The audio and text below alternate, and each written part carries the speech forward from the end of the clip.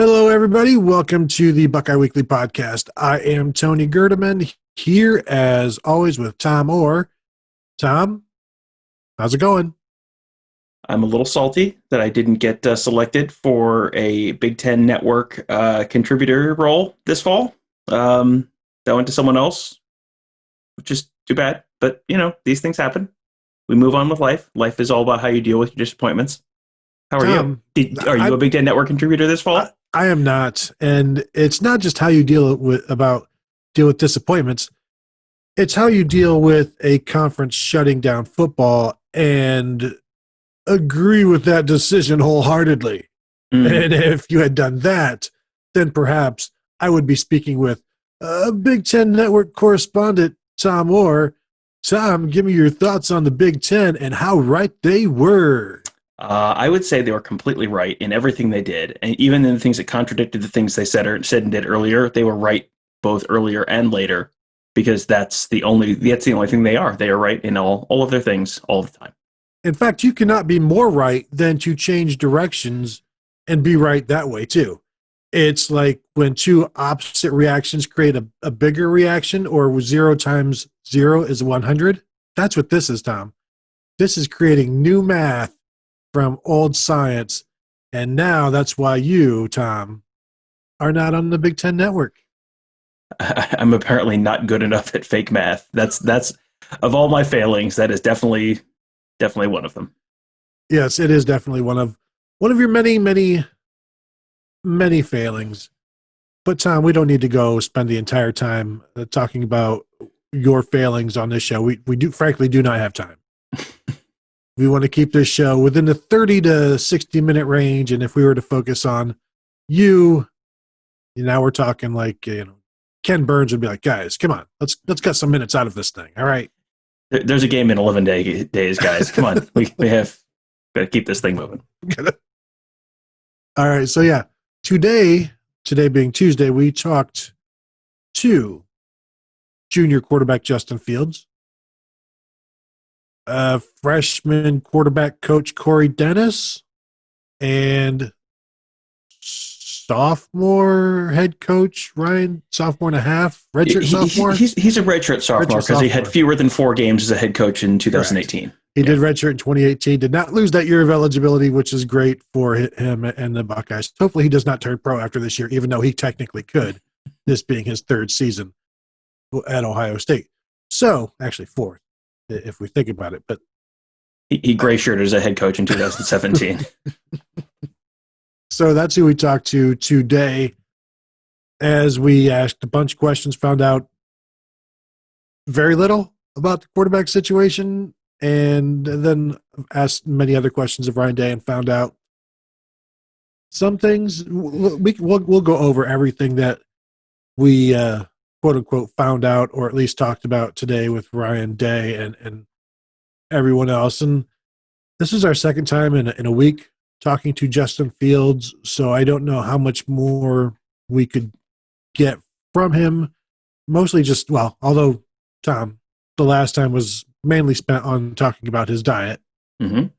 His diet, I believe, was only mentioned once today, and that was by himself, talking about, how he had improved and things that had made him better, and that was one of them. So today, we mainly focused on the quarterback and him playing quarterback and what he's done to improve there, and all of the many different ways he's improved. Tom, any one specific area where Justin Fields worked on and felt that he needed to improve? Just one specific area. Could you give us an example of what was talked about?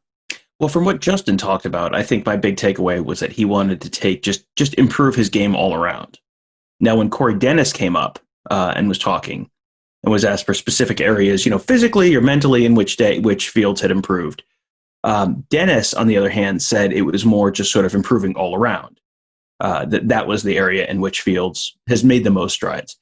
And then finally, Ryan Day talked more about the fact that it was sort of like a holistic all-around area of improvement for Fields. I assume that the actual area of improvement must it be in the realm of nuclear weapons or some sort of spycraft, because it seemed it seemed as if it was quite a secret. Whatever he's doing, and I don't want to say something involving, I don't know, the dark web, or breaking into North Korea to free people or something. I mean, it could have been any of those things. Whatever it was, though, the specifics were not. We didn't have clearance for those specifics. No clearance, Clarence. And so, yes, all around could mean what? Floor routine, the balance beam, the uneven bars, all around an improved quarterback for the Buckeyes, which is exciting, I think. Justin, I just have two quickies. One is about rhythmic gymnastics with the ribbon. When you're twirling the ribbon, have you improved your technique there, and specifically in what areas? You know what would be infuriating is if they did get specific and technical in rhythmic gymnastics improvements and what they were focused on. Well, we really wanted to get that elbow bend and the wrist flick in there, and so we spent many times on that. I could go on, and in fact, I will go on and on about all of the time we spent on the ribbon. And then, well, okay, well, now can you apply that type of answer to football? Oh, no. We won't get into that. We just wanted to get better as a whole. And so they have. And I would think that probably he has. And I know everybody's mainly focused on, will you get the ball out sooner? That sort of thing. And I'm going to have to assume yes, because he does know the offense better. And that was really my whole takeaway from this is how, I guess, maybe annoying he can be when he's hanging around the coaches, asking them all these questions and wanting to know all of this. But it's exactly what coaches want from their players. And right, they said it's not that unusual because year one, you're asking, players ask, what am I supposed to do? And then year two, it's why am I doing it?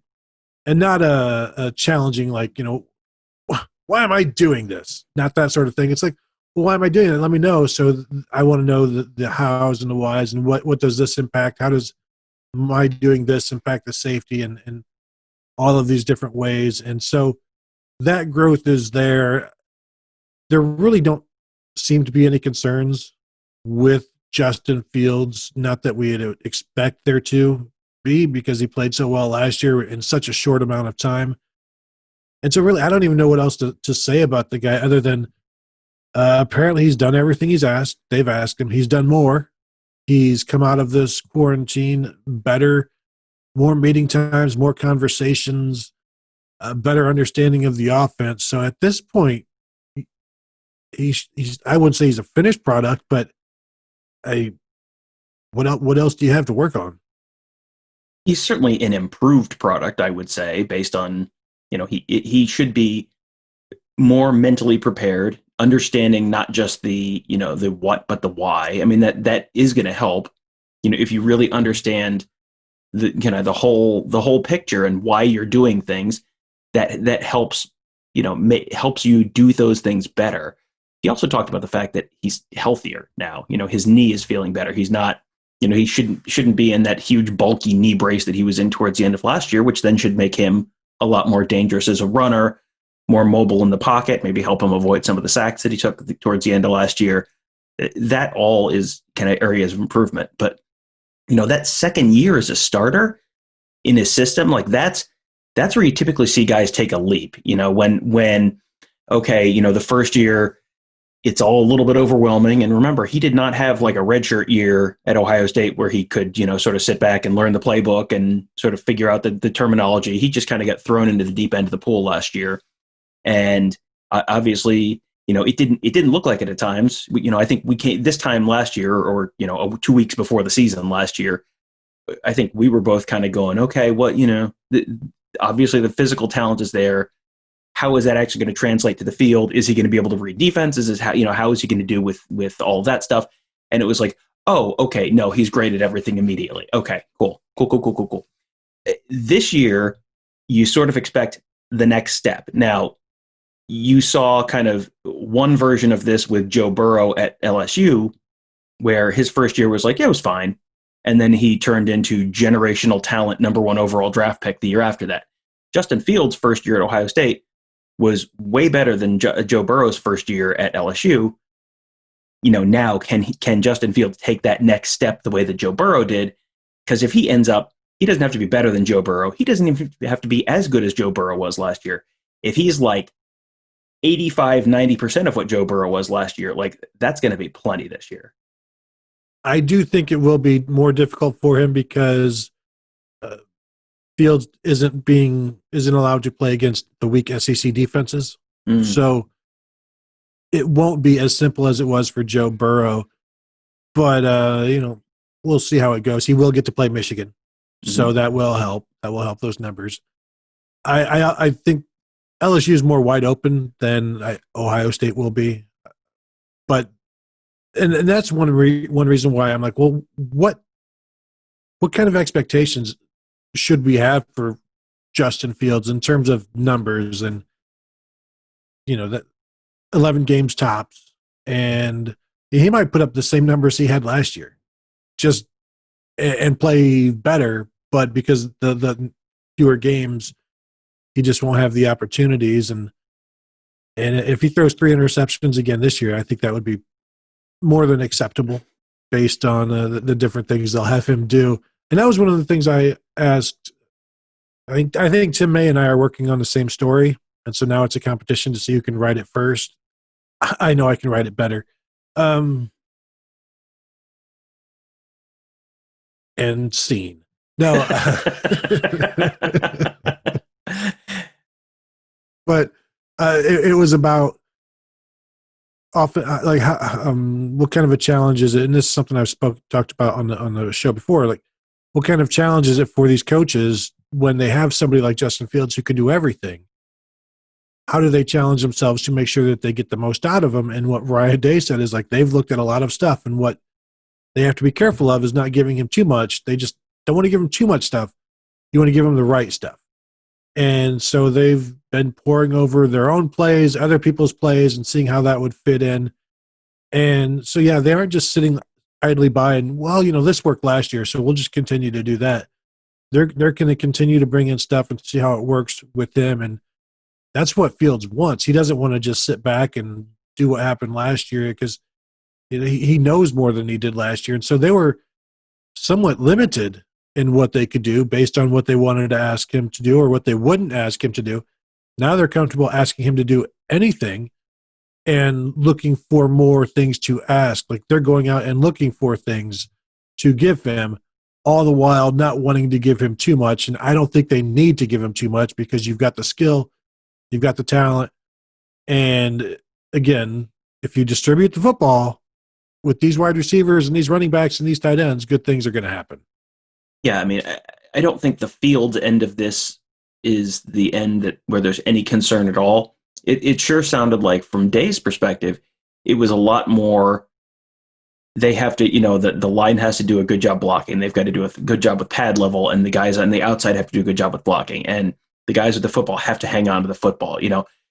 When Day was talking about his concerns this year, it was a lot of all the little stuff, like all the little stuff that can slip through the cracks when you haven't had as many practices. I mean, the beginning of this high school football season, the first couple of weeks watching games, it was like, oh, this is not what this should look like this time of year, because teams were behind. And you're seeing that now in the other conferences as well, where just that the tackling isn't where it needs to be. You've got guys making just silly mistakes that they don't normally make. And that's just kind of going to be how it is this year. This is sort of a ragged, weird, unusual year. But and Day said, they can't feel sorry for themselves. Everyone is in this position. They just have to deal with it better than anyone else does. And I think to him, it sure sounded like it. He listed all these different areas where they needed to be good. He didn't talk really about Justin Fields, like, oh, Justin's really got to do a good job hanging onto the ball. Like, yeah, Justin Fields does have to do a good job taking care of the ball, but I did not get the sense that Justin Fields was anywhere near the top or the middle or even the bottom middle of the list of concerns for Ryan Day going into the season. Now, keeping Justin Fields healthy, yes, but Justin Fields on the field himself, no. Yeah. And somebody asked, this seems like it could be a really good offense. Are you thinking that same thing? And that's where Day was like, doesn't matter how talented you are if you fumble. Doesn't matter how talented you are if your offensive line isn't tough, if the entire team isn't tough, and you don't win battles. And it doesn't matter how talented you are if what was the third option? What was the third thing there, Tom? Do you remember? It's very important. Not fumbling, taking care of the football, not making penalties, not making mistakes, not bad tackling, keeping your pad level low. Yeah. So it was like, play smart, don't turn the ball over, and be tough, and everything else will take care of itself. And the big plays will come, and I don't think anybody here would disagree.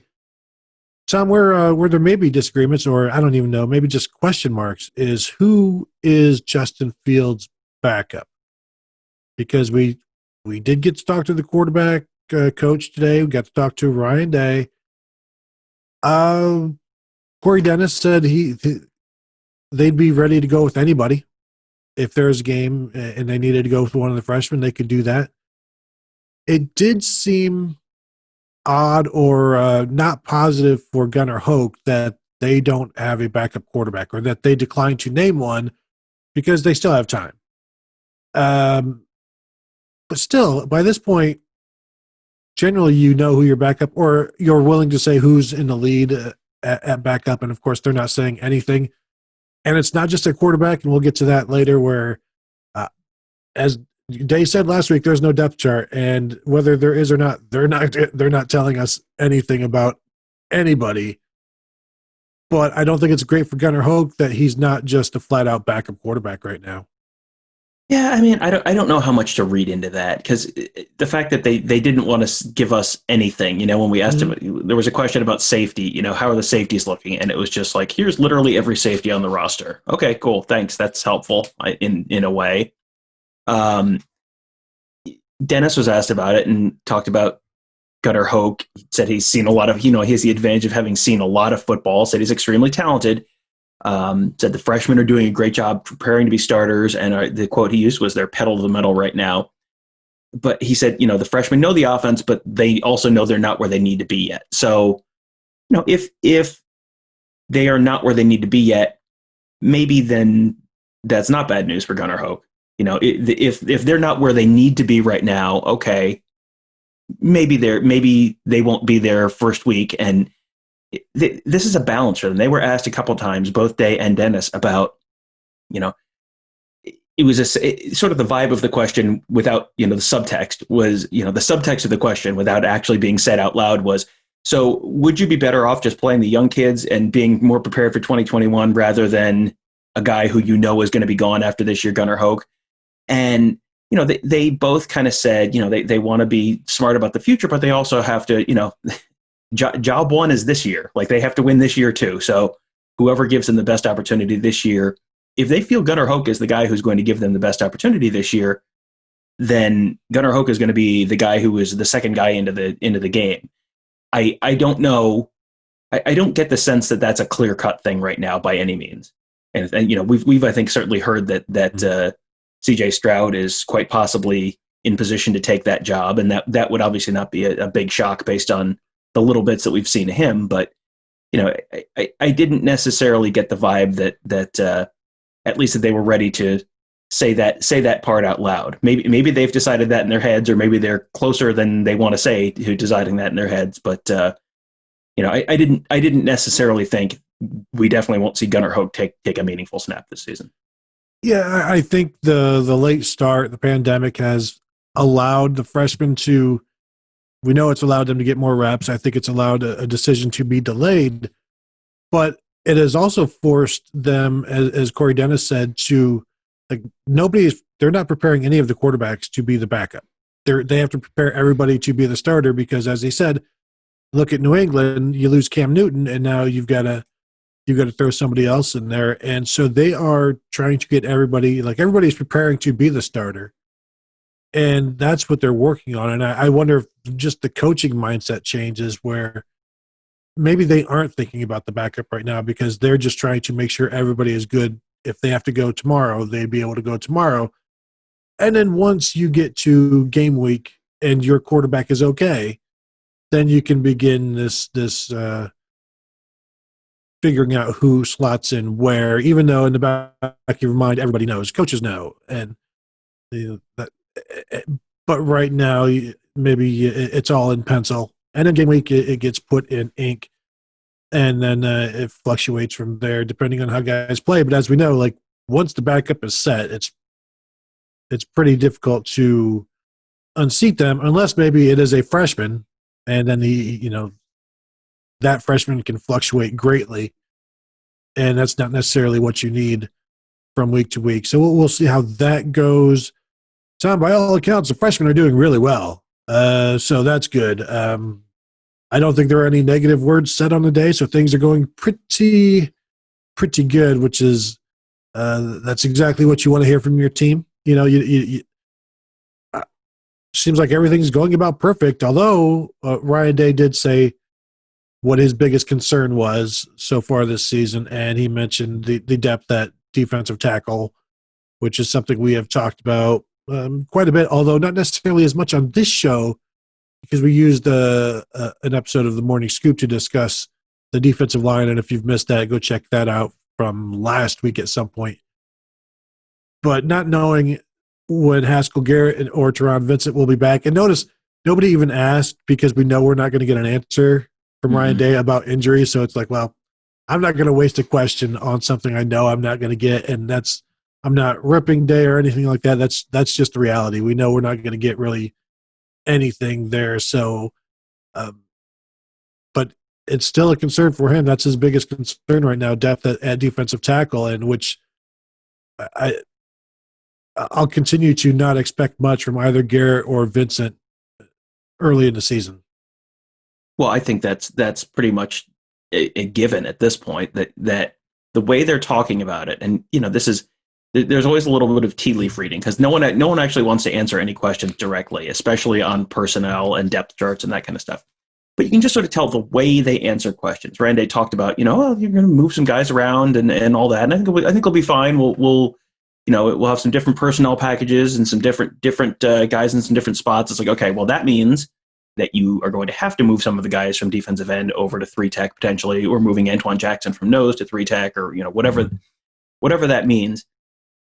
Whatever the end result of it is, the step 2 of that process is, well, there aren't enough guys at 3-tech right now who are healthy, and we think they won't probably be for at least a little while. That's not even necessarily. If you're talking that way right now, those are not guys who you're anticipating being ready in a week. Those are guys who, they probably have a sense for when these guys will probably be ready. And that nothing in that conversation suggested to me Haskell Garrett or Teron Vincent is going to be ready in a week, maybe 2 weeks. I mean, over under on the number of those guys who play at Penn State is 0.5. Are you betting the over or the under for Teron Vincent and Haskell Garrett? Under all day. Yeah, that's where I am too. I think that just the whole vibe of it just was kind of like, yeah, okay, we'll mid-November we'll see how that goes. Mm-hmm. Nothing seemed imminent with either of those guys. This is just based on some tea leaf reading, but that then is a concern. Now you're facing Nebraska, which should be a pretty decent team. You're going to Penn State, which should be a pretty good team. That's a spot where that's a position of concern. That was Michigan's big issue last year. One of Michigan's big issues, at least, was the interior of that defensive line. Just they had no one there. Ohio State has some players there. They just don't have a ton of depth there. They don't have nearly the depth they normally would or would want to have there. So, again, there are not huge concerns on this team where it's like, oh, well, it turns out we don't have any quarterbacks. Like, that's a problem. Like, or, they're not replacing 4 or 5 starters on the offensive line. Like, that's a bigger problem. But, as far as Ohio State problems go this year, the 3-tech spot, I think, is pretty unquestionably the biggest issue right now. Yeah, and then staying on defense, you mentioned it earlier, the safety situation. Ryan Day was asked for clarity, and he said something that we've been saying for a year now, or 6 months, 9 months, 10 months, about Jordan Fuller, saying he's the most unsung hero on the defense last year. Didn't get as much recognition as he deserved. And then, well, who's there? Who's going to replace him? Mr. Day, who's going to replace him? And they said Josh Proctor and Marcus Hooker and Bryson Shaw, redshirt freshman, and then true freshman Lathan Ransom have gotten better. They've shown flashes. Quote was overall pleased with what we've seen, and it'll be whoever they think deserves an opportunity to play. And they plan on playing more than one. I don't know that more than one will go beyond two right now. Who knows? It was interesting that, and I believe in that same question he was asked, would they be playing the same style? And I don't know that he didn't really get into that. And I don't know that was the thrust of the crux of the question. But he just said, Proctor, Hooker, Bryson, Shaw, Lathan Ransom. No mention of Court Williams. I wonder, is he a strong safety? Is he a ball head? What is his situation? And so there's more of that process of elimination and tea leaves. We talked to Matt Barnes this week, tomorrow maybe? I think Wednesday, yeah. So I'm sure we'll get a ton of answers. Tom, it's just going to be amazing. Then we're going to get so many answers and figure out everything that's going on. We're just give us like a two deep. When you throw in 4, 3, and 4, now you're just being cruel. You're being mean. You're being spiteful, and we know it's Josh Proctor or Marcus Hooker or Josh Proctor and Marcus Hooker. Don't make things more difficult for us than you need to. Okay, please. I was just waiting for him to be like, and Damon Moore and Rob Kelly and Donnie Nicky, and it's like, no, I don't think they have eligibility left. So, yeah, this is another one of these, like, you sort of learn, like, the order that guys get named in is instructive there. The order was Josh Proctor, Marcus Hooker, Bryson Shaw, Lathan Ransom. Okay, so the top two are Josh Proctor, Marcus Hooker. There is. You don't have to read too far deep into any of these things. And the absence of Court Williams was kind of interesting. I do wonder if that, the bullet, I guess, is just getting treated as completely a different thing, or he's moved position somewhere. So yes, one of those things. Yeah, it's, and this is the time of year when every football program in America goes into super secret, hybrid, area, every football facility in the country turns into Area 51, where it's like, no, you can't let anyone find out, otherwise they will know Justin Fields is the starter. Like, okay, all right, it's gonna be everyone, it's gonna be fine.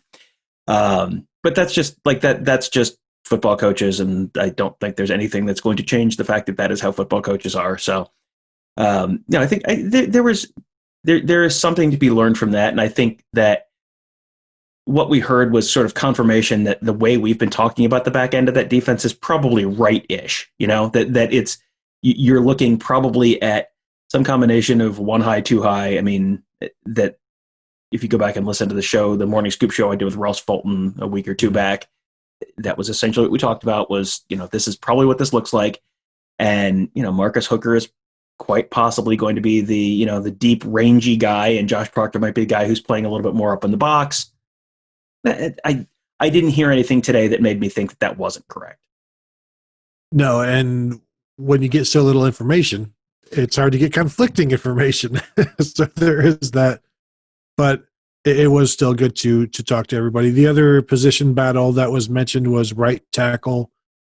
And interestingly, again, it was just Paris Johnson and Nicholas Petit-Frere, although those were the two names asked about. So DeJuan Jones was not asked about, but again, we've really just been seeing him at right guard in the clips. Mm-hmm. And he said that both players will play, both Paris Johnson and Nicholas Petit-Frere will play, but Petit-Frere is out in front, which I think we all know. And because he mentioned it, I think he's got a pretty significant lead, mm-hmm. or else he wouldn't have even, I don't think would have even bothered. I'm not sure they would have said Justin Fields is the starter if they would have been pressed. Like, Coach Day, will you come out right now and say Ryan Day is your starter? Well, we've still got 8 practices before the game, so we don't want to put anything in stone. But it was I don't think it's insignificant that they put Nicholas Petit-Frere out front, or he said it. To me, it reminds me of the Brandon Bowen versus Nicholas Petit Frere from what, last year, I Last guess. year, yes. So long ago, Tom. Everything seems so long ago. Where it was neck and neck, and then it wasn't, and then both would play, and Brandon Bowen ended up playing most of the snaps, and Nicholas Petit Frere would sometimes rarely get in during the first half. So I kind of see things going that way here with those two. That's probably right. And then, Nick Petit Frere did get a start at Northwestern last year. So, if you're having that conversation, they feel like you're probably close enough to game ready that, okay, they feel like if they're moving DeJuan Jones inside, that means they probably feel reasonably confident that Paris Johnson is going to be game ready at some point reasonably early in the year, that they could trust him at least to be the guy in the second half when they're trying to protect a 4-touchdown lead kind of thing. There were a couple of questions about, how many positions are up in the air right now. I mean, there was a direct question about right tackle. There was a direct question about safety. Weren't totally direct answers on those, but how many positions are up in the air? And they said he didn't really have a number because they're looking at playing depth at every position other than quarterback. And I think, basically right now they're just trying to sort out who is game ready. And the coaches are going to sit down probably after the scrimmage on Saturday, sit down and go, okay, left tackle, left guard, center, right guard, right tackle, running back, X, H, tight end, Z, and then all the way through the defense too. Who is game ready right now? And then they'll sort of put those guys in a depth chart, and the guys who are game ready, and then they will kind of roll those guys. They're planning on rolling guys at every position other than quarterback. That quarterback is the only spot they're not really planning on rotating people. But, the wide receivers, they're keeping that 6 wide receiver rotation. Tight ends are going to have a couple tight ends. He said they might play 2 running backs at a time. And that's going to be true all the way around the field. He talked about, Devon Hamilton last year only playing 23 snaps in some games out of 70. Like even the guys who are kind of the standout guys are probably not going to be playing, not necessarily even playing 50% of the snaps. Shaun Wade is not going to play every snap this year. So they're going to have that rotation everywhere. And now it's sort of a matter of like, okay, who's ready? Put those guys on a list and then put those guys in order. So, but I mean, as you said, I think they have an idea who's probably, I think if you ask Tony Alford right now to guess who is going to be the starting running back, who is going to be the second running back, who's going to be the third running back, he would probably have a pretty good idea, even if they haven't officially sat down and had that conversation yet. Oh, I couldn't guess. Couldn't even venture a guess. It's still wide open. But I bet Tony. I bet it's going to be Master Teague and Trey Sermon. I just bet. I bet that's who it'll be, and we'll see if I'm right about that. Day was also asked about the state of college football, basically, from all of the games this year. I did find it interesting. He was asked, how's it been? And I think he said it's been misery watching games, as Mostly it's been torture. That was the quote. and that's an offensive guy saying that. Just imagine what the defensive guys who are, on OSU staff are thinking as they watch all of these high scoring games, the lack of tackling going on, lack of the coverage breakdowns. And that was something that he said it's kind of a benefit to be able to see this going on so that they can try to preemptively correct any of those mistakes and those issues. And so they are working on their fundamentals, and they are seeing areas where other teams are having issues. And so they can focus on those things. And I do think it's very beneficial to have this late start and see all of this stuff, but you're still going to have to contend with it yourself. And just knowing about it isn't enough. And I don't think that they're just saying, well, at least we know about it. Like they're actively working on making sure it doesn't happen. And you look at what happened this past week with, and I think the most amazing stat maybe I've ever heard, and I don't have it exactly correct, but the Ole Miss Alabama game where Alabama won 63-48. Ole Miss, I believe, only held Alabama like 41 yards short of all of the yards they could have gained with their possessions. They kept them from gaining just 41 yards in that entire game because I think there was a punt from the 40 and then a fumble at the 1, something like that. Otherwise, wherever Alabama got the ball, they took it all the way down the field and scored.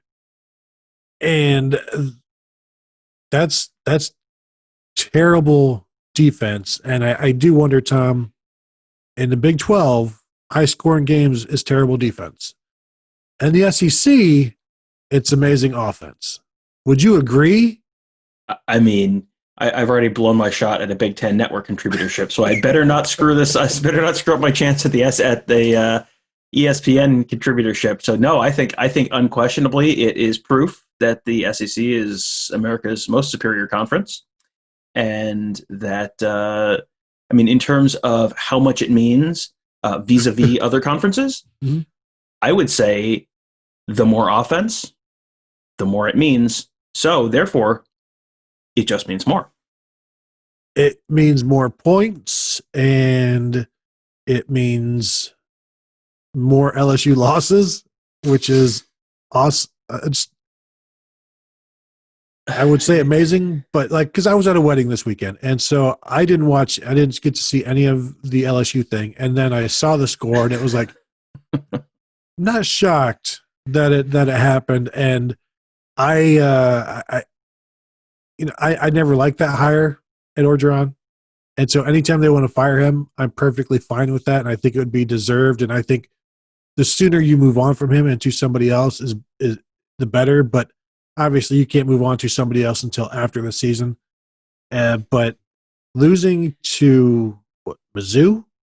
I mean, yes. Is that what we're doing nowadays? Like giving up 45 points to Missouri, who now LSU and Missouri now have the same record, 1-2 overall, 1-2 in the SEC. And I wonder what the bottom is for LSU if this isn't it. Can they go lower? Have they already played Vanderbilt?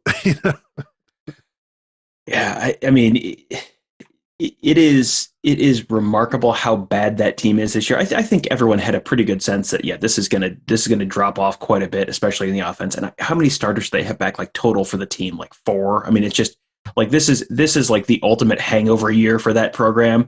But still, I mean, it was, they gave up 45 points to Missouri, which had not won a game previous. Missouri had scored 19 points against Alabama and 12 points against Tennessee, and then 45 points against LSU. That seems like a lot. I mean, in terms of coordinator hires that have worked out great, Bo Pelini, not so much. That has not been wonderful.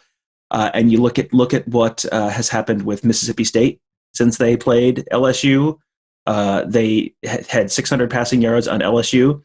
And then I'm not sure if you saw the score of the Mississippi State game last weekend. They scored 2 points. 2 points. A lot? That's, I mean, compared to 0, yes. Compared to literally any other score you can achieve in American football, no, not a lot. So that was not great. And yeah, I mean, I think there's a lot of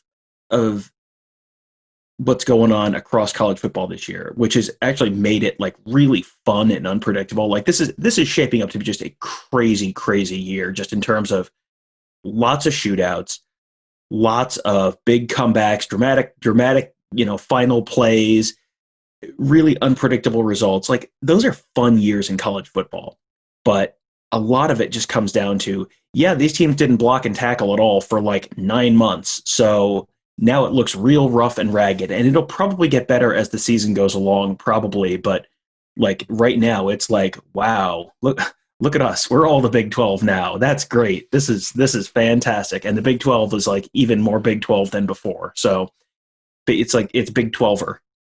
It is amazing how crazy this year has been. And I think just Ohio State fans probably need to prepare themselves for the fact that like this is not going to be the 2019 Ohio State defense. Like I hate to be the one to tell you that, but there are a whole bunch of reasons why this is not going to be a team that gives up 7 points. This team is not going to be up 42-7 at halftime every game this year. Like I'm terribly sorry to have to tell you that, but there are going to be games. Ohio State's going to win games 52-28 against teams that they were beating 52-7 last year. That's just kind of how it is. And that will manifest itself probably in some better numbers for Justin Fields and some more explosive offensive numbers, because Justin Fields is not going to be sitting out at halftime, because it's not going to be a 42-point halftime lead this year. It's going to be a 17-point halftime lead, a 14-point halftime lead, and it's going to be, this is going to be a little more 2018. Hopefully for the health and mental well-being of our audience, not exactly 2018 as a season, but it's going to be a little more 2018 than 2019 probably. Yeah, and we saw that year where Dwayne Haskins was playing into the fourth quarter just because they had to keep building up a comfortable lead, and you could maybe see some of that again this year. Tom, it is interesting to me, and there is certainly some of LSU's defense that is struggling because of the losses and because of the pandemic and because other offenses are great, but Dave Aranda is also gone. Mm-hmm. So there is that, and you wonder, without him, what can LSU do with Ed Orgeron? Because Orgeron had a great staff last year. I don't believe he has a great staff this year, and you're seeing the results there. I do, with Ohio State's defensive tackles and the safety. I do think there's going to be some issues with scoring, and there's going to be drives where I think Ohio State kind of gets pounded up the middle, and it's one of those frustrating things to watch, and you're like, why is this happening? And it's like, it just, sometimes it does. You just have to deal with it. Understand that you're not going to stop everybody, and that offenses continue to get better and better, and they've had a lot of time in this offseason just to think about stuff and to draw stuff up. And while Nebraska and Ohio State haven't had time to necessarily draw stuff up for each other because they've all been working on themselves, clearly there are issues defensively around the nation, and not just it's not, I wouldn't say it's systemic, it's just the state of things. And so if you don't think that's going to happen in some ways to the teams yet to play, I think you're being a little foolish. Now, I don't expect Ohio State to give up 400 yards passing like Alabama or LSU does every week, or however many yards. And I'm not thinking that Ohio State is going to give up 48 points at any point this season. I don't know how many Lane Kiffins they'll be facing, though, like how many Ole Miss offenses where they can do many different things. Not to say that the Big Ten is not as good as the SEC, because if anybody from the Big Ten Network is listening, the Big Ten is better than the SEC. I believe that in my heart. I believe that in my soul. And I believe that with the words I speak on a regular basis, starting from now. From now on, I will only speak good of the Big Ten. And Tom, if you want to speak poorly of the Big Ten, oh, sir, we are going to have words. Yeah, this is going to end up with us not getting a Big Ten Network or ESPN college football contributorship. We're going to end up with one of those arguing talking head shows at like 4:00 on ESPN2. That's fine. We will embrace debate if we need to.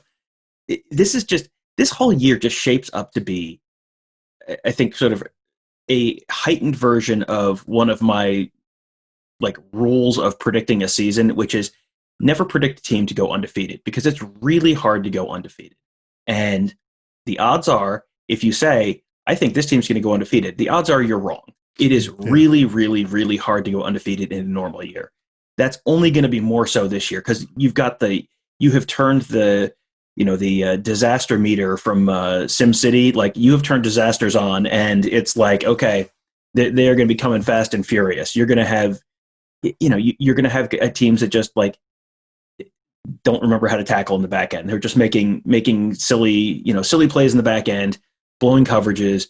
You're going to have guys getting sick. You're going to have a week when you're missing 3 guys on, off of your defensive backfield or your offensive line or whatever. Like, you're going to be missing some guys. Like, that's just how it is. That's just how it's going to be for everyone. And, Ryan Day's talked about the fact that you have to deal with it. You have to be, you have to deal with the stuff that everyone's dealing with. You have to do a better job than everyone else is doing. And, in general, I think Ohio State's probably pretty well positioned in terms of talent, in terms of coaching, in terms of resources, to do a better job than pretty much everyone on their schedule. But you're still, I think, do not be shocked if Ohio State loses a regular season game this year. I mean, Penn State has had Ohio State on their on their radar all year. This is not like, oh, they didn't know they're going to have to play Ohio State, in this weekend. Like, well, you're still going to Penn State. Penn State is still that game is going to define Penn State's season. If they lose it, nothing else they do is going to matter because everyone's going to go, well, you still lost to Ohio State. So Penn State's going to throw the kitchen sink at that game. Ohio State is a better team. Ohio State has better talent top to bottom, but this is a year when crazy crap is going to happen. I'm going to issue a 2016 trigger warning here. Ready? Okay. There have been a lot of blocked kicks this year. Have you noticed that? Lots of blocked field goals, lots of blocked punts, lots of all sorts of special teams crap. Like, this would not be the first time that a crazy special teams play has swung a game in Happy Valley against Ohio State. Like, and again, I think Ohio State is probably going to be doing as good a job as anyone in the country at dealing with all the uncertainty and all the stuff. But this is not going to be a year when you can control everything. And as soon as stuff starts getting out of your control, when you're playing teams that are like, oh, yeah, within the ballpark of being as good as you, whether that's a touchdown favorite or a 10-point favorite or whatever, like, if a team's that close, like, you only need a couple bounces to go their way, and all of a sudden, hey, congratulations! Now you're finishing the regular season 7-1 instead of 8-0. Yeah, good job, good effort. You mentioned the block kicks. I was driving back from the wedding on Saturday, listening to Miami and Clemson. When even just listening to it, it sounded terrible. Clemson, runs their kicker out there for a kick at the end. Miami blocks it and returns it for a touchdown, and I'm listening to the Miami call, and as soon as they scored, the Miami play-by-play guy is like, this changes the entire tenor of the game.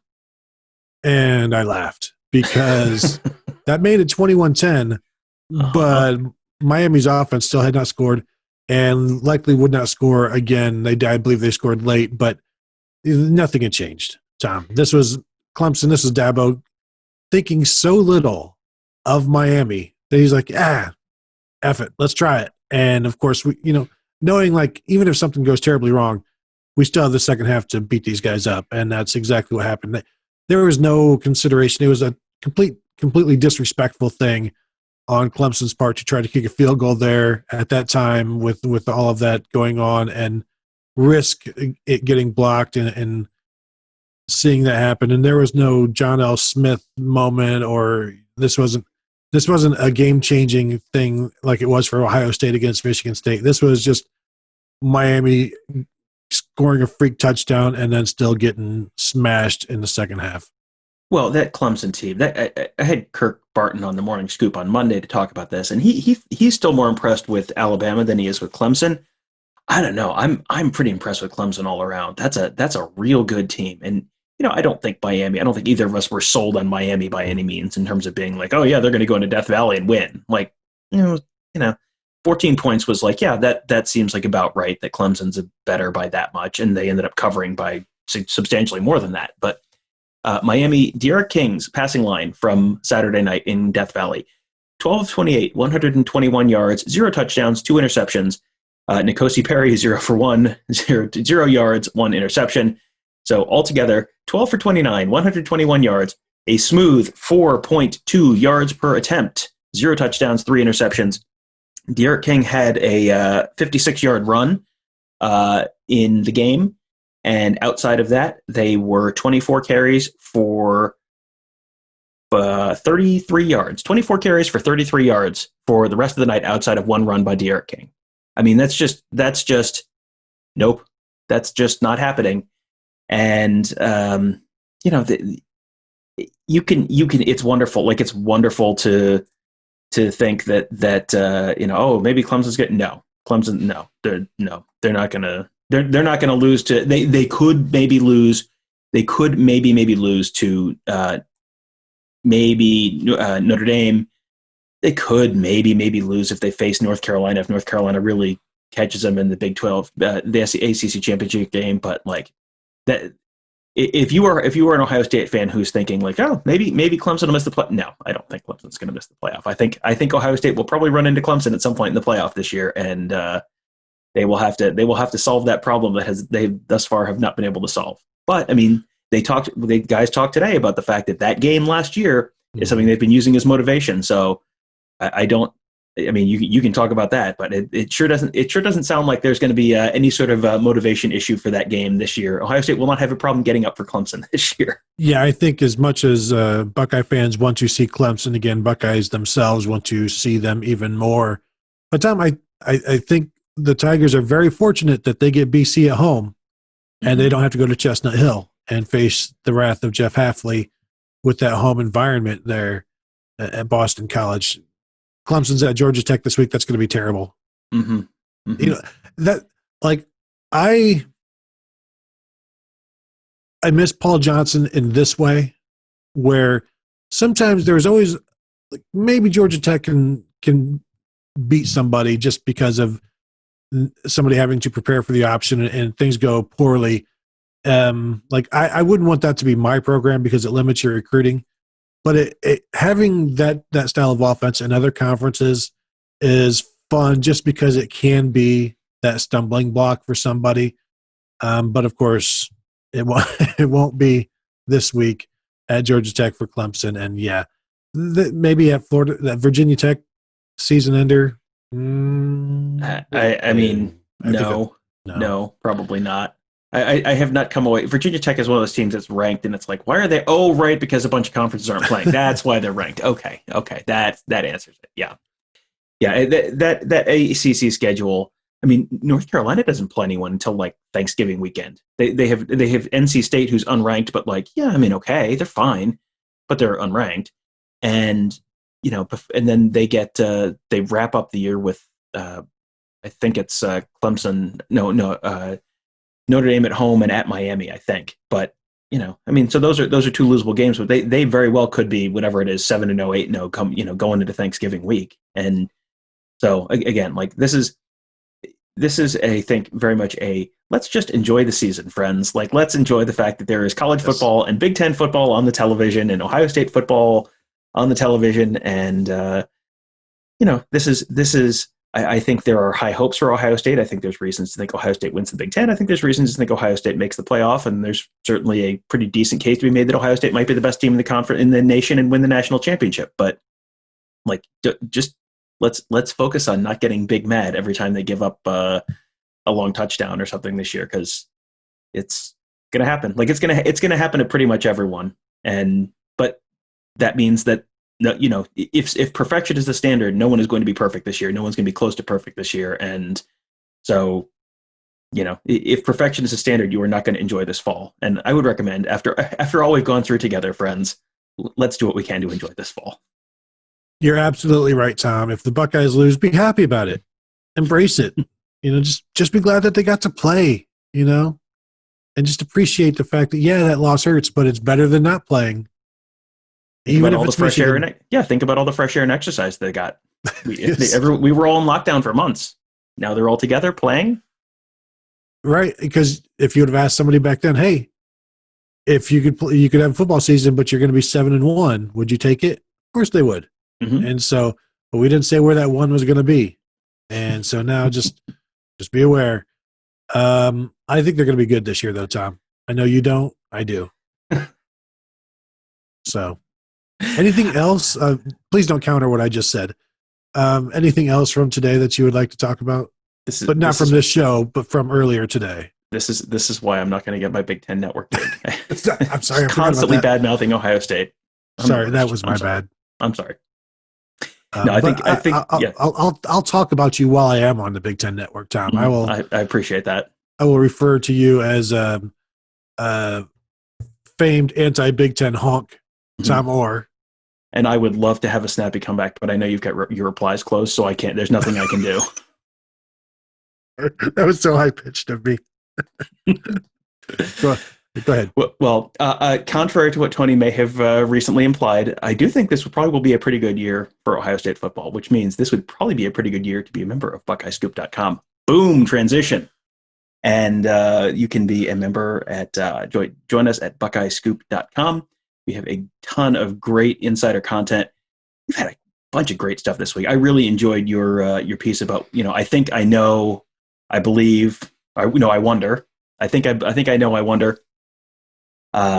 Really, really interesting insights on a whole bunch of different positions and storylines and guys. guys to kind of keep an eye on for this year. That's a members only article. We have great recruiting coverage with Bill Green, Mark Givler, Alex Gleitman, Mick Walker. We have Ross Fulton on X's and O's. We got Kirk Barton. We got Nevada Buck. I mean, Steph Odie. I mean, it is a murderer's row of talent and people with expertise in every possible area you would want to read about. And this does seem like it's going to be a pretty interesting year, and it's going to be a year full not only of pretty exciting games, but also really interesting stories. Like, there's a lot of interesting stories to follow on this year's team, from Chris Olave and Justin Fields coming back after last year and the way last year ended, and all the guys who opted out and opted back in. And I mean, there's just seniors with their last ride, and Jonathan Cooper. We haven't even talked about the Jonathan Cooper Block O thing, and Justin Hilliard back for his 6th year. I mean, there's a million interesting stories this year, and this would be if you were interested in any of those, BuckeyeScoop.com would be a great place to consider becoming a member. We have membership plans monthly and also annually. Give it a shot for a month. You'll have your monthly membership right now will include the first 3 games of the season, including Penn State, including Nebraska. And if they lose at Penn State, then you can rage quit after a month. But I have a feeling you'll probably enjoy what you're reading and seeing and experiencing, and the insights that you're getting, and being the smartest person at your in your friend group and knowing all the stuff that everyone else goes, I wonder. It's like, aha, I know that because I read it at BuckeyeScoop.com. So if you enjoy being smart, why don't you consider becoming a member? Very well said, Tom. If Ohio State loses to Rutgers, we will all rage quit. So just keep that in mind. No, we totally would not do that. But we do want to thank you all for listening. Thank you all for watching on YouTube. And we will talk to you later in the week. We talk with Matt Barnes on Wednesday, and some specialists perhaps, and some safeties perhaps. Who knows? It's going to be a mystery, and we will decode that mystery later this week. And then Thursday we'll have a show for you guys. We may even do a weekend show, Tom. I don't know. Who knows? I don't want to put that out there. So thank goodness you didn't say it on the podcast. We still need to do our Tale of the Tape show at some point with Michigan. True. That's true. And we're running out of days on that one. And we also will have our weekly Patreon show for the previewing the weekend's games. This is Alabama, Georgia this weekend. Might be a game of some interest to Ohio State fans and others around the nation. So that will be on. You can subscribe at patreon.com/Buckeye Weekly. And here's a little life hack. I've shared this before, but Patreon only bills on the 1st of the month, so you can sign up now. And then if you decide, I don't like it, you can cancel, and then you pay nothing. So you can listen and go, hey, I enjoyed that, and you can keep being a member in just a couple bucks a month. So not a bad deal. So little bit of a free trial there. I'm telling you how to cheat us out of our money. So you're welcome. Send so the patreon.com/Buckeye Weekly for that. And remember, Alabama, Georgia, the only game where the loser wins. Mm-hmm. Because nobody loses in that game. No stealing my ESPN job. Oh, sorry. My bad. All right. Before I say anything else, we better just go. I don't want to cost myself a position. Don't want to cost you a position, even at the evil ESPN, where you are not a partner of Fox, like I would be at the lovely and talented Big Ten Network. So thank you all for listening, and we will talk to you guys later.